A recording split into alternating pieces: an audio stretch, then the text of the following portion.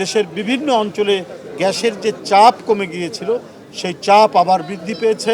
Load shedding অনেক কমে গেছে। বর্তমানে অনেক সংকটের মধ্যে দিয়ে সরকার তার দায়িত্ব পালন করছে, কিন্তু সরকারের একটাই বড় যে জায়গাটি নির্মাণ করেছেন সেটি হলো সততার সাথে, নিষ্ঠার সাথে জনগণের প্রতি প্রদত্ত ওয়াদা নির্বাচনের আগে যেটি করেছিলেন দলের চেয়ারম্যান এবং গণপ্রজাতন্ত্রী বাংলাদেশ সরকারের বর্তমানের প্রধানমন্ত্রী, সেটি সুচারুভাবে বাস্তবায়নের প্রচেষ্টা চালিয়ে যাচ্ছেন নিরন্তরভাবে, নিরলসভাবে।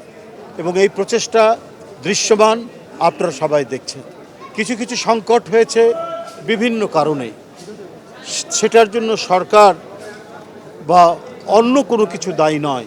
সেটি হচ্ছে, আমি বলবো যে এক ধরনের প্রাকৃতিক একটি সংকট। প্রাকৃতিক সংকট ইন এ সেন্স যে আপনার যুদ্ধের কারণে আমাদের জ্বালানি সংকট হয়েছে এবং আমাদের যে টার্মিনাল, যেখানে গ্যাস এলএনজি যেখান থেকে সরবরাহ করা হয় সেটি ত্রুটিযুক্ত হয়ে পড়ে।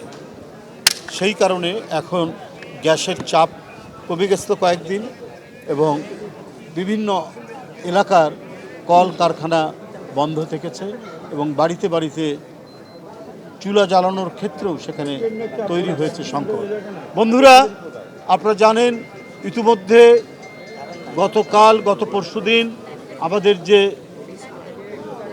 মহেশখালীতে ভাসমান যে টার্মিনাল, সেটার যে ত্রুটি হয়েছিল সেটা সম্পূর্ণরূপে সারাই করা হয়েছে, ঠিক হয়ে গেছে এবং এলএনজি ভর্তি কার্গো ইতিমধ্যে এসে পৌঁছেছেন এবং সরবরাহ চলছে।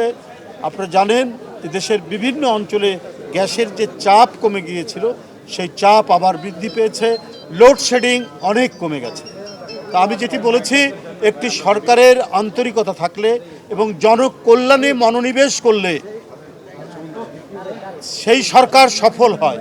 সেইটি তারেক রহমানের সরকার নতুন করে প্রমাণ করেছেন, সেটি দেখিয়ে দিয়েছেন। তার আন্তরিকতার যে কোনো ত্রুটি ছিল না এবং এই যে জ্বালানি সংকট যেটি হয়েছিল সেটি যে সরকারের কারণে নয়, সেটি দেশবাসী দেখেছে, আপনারাও দেখেছেন। যাই হোক, এর মধ্যেও চক্রান্ত যে নেই তা না, চক্রান্ত আছে, ষড়যন্ত্র আছে, কিন্তু সেগুলোকে আইডেন্টিফাই করে সেই চক্রান্তগুলোকে প্রতিহত করে এই সরকার জনকল্যাণে, সামাজিক সুরক্ষা এবং অবকাঠামোগত যে উন্নয়নের ধারা, সেই ধারাটি তিনি অব্যাহত রেখেছেন। আমরা আশা করব এই ধারা অব্যাহত থাকবে এবং প্রতিটি ক্ষেত্রে সরকার যে কাজগুলি করছেন তার জবাবদিহিতা থাকবে।